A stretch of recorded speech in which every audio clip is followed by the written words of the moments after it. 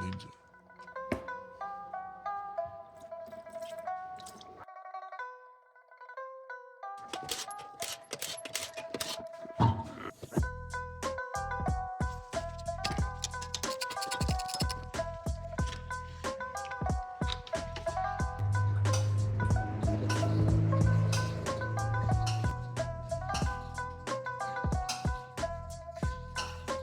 Так вот мы едем. Пока спокойно в щадящем режиме.